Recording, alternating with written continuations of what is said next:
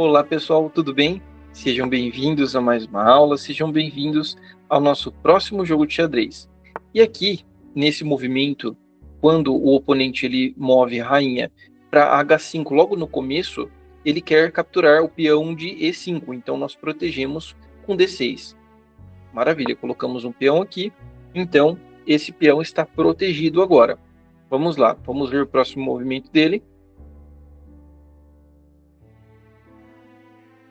Quando ele movimenta o cavalo dessa forma, ele dá uma brecha para a gente.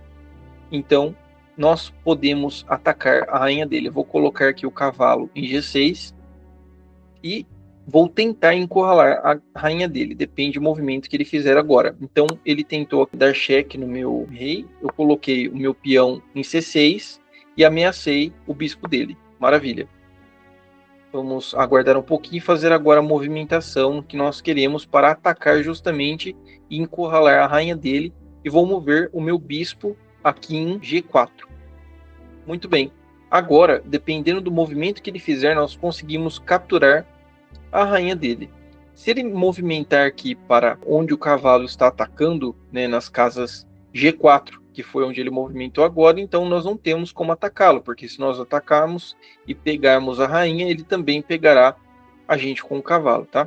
Então não podemos fazer essa movimentação, e então eu prefiro fingir que estou capturando aqui em F3 o cavalo dele, né? Peguei de fato, mas ele não vai me capturar aqui com o peão dele. Por quê? Porque ele sabe que a rainha dele está desprotegida. Então é isso que ele está pensando. Se ele capturar ali com o peão, eu vou capturar a rainha dele. Então o que eu vou fazer? Eu vou voltar o meu bispo para cá e proteger agora desse movimento. Muito bem. Agora eu tenho ele abrindo aqui um caminho para capturar o meu cavalo, né, com o próprio bispo dele. Não o fez. Jogou o cavalo aqui em C3, tranquilo. Vou ameaçar aqui o bispo dele em B5. Então, vamos lá. Queremos começar a encurralar o rei, né? Ele está ali em cima, um pouco aberto já. Basta que eu mova as minhas peças para o local correto. Se eu mexer aqui o meu bispo para E5, não ficará bom. Ele já pegará ali com o bispo dele. Então, eu vou movimentar aqui agora o meu peão. Pretendo movimentá-lo para B4. Muito bem, estou ameaçando aqui agora o cavalo dele. E eu não disse para você, mas o peão ele se movimenta apenas para frente e ele captura na diagonal, em X. Tá bom? Então ele está me ameaçando agora. Tirei o meu bispo e voltei ele para E6. Agora estou ameaçando, né, o próprio bispo dele lá em cima, em B3.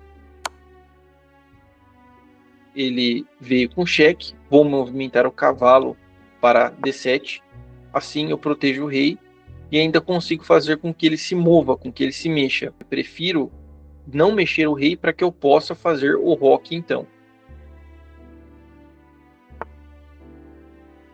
Agora ele ameaça aqui a minha torre e eu movo ela para C8.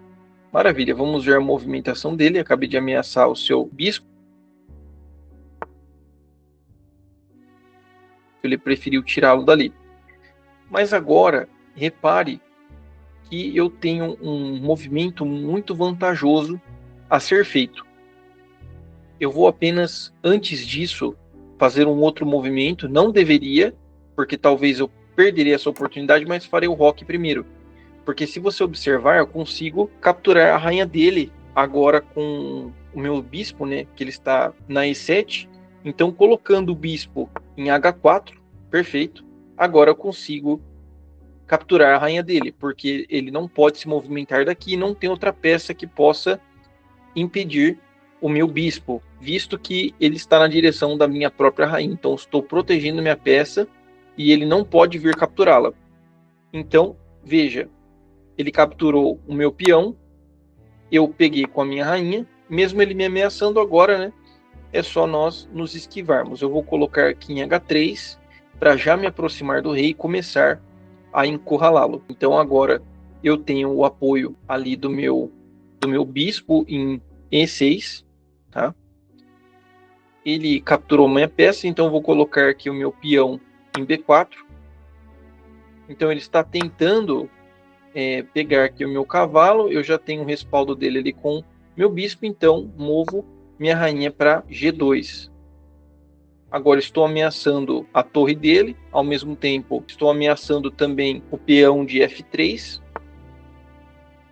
Muito bem, então ele escolheu colocar a torre para perto do rei para que eu não tivesse chance de pegá-la. Mas eu tenho aqui essa posição em C2, então fica tranquilo, já bem perto do rei, peguei esse peão. Agora ele está bem encurralado mesmo.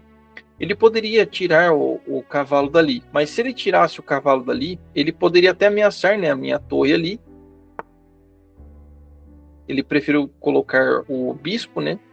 Então coloco minha torre no B2. Para quê? Para já ficar com uma posição próxima do rei. Então se eu colocar ali na casa de cima, eu já estou afunilando o rei. Só que se eu fizesse isso, ele colocaria o bispo ali em C1. Então prefiro deixar esse movimento.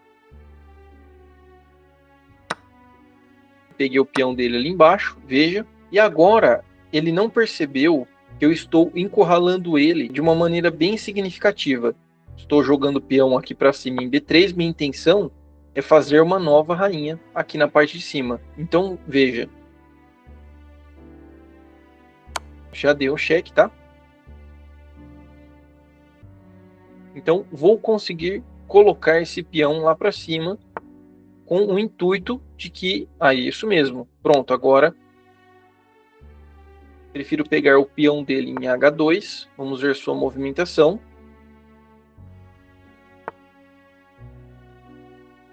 Então, se eu agora movimento essa peça aqui, eu ainda consigo proteger o rei, caso ele coloque a torre para baixo para dar checkmate. Eu só não tinha visto que, se eu capturasse o cavalo dele lá em cima, já era checkmate. Então, já poderia ter dado o checkmate antes. Como?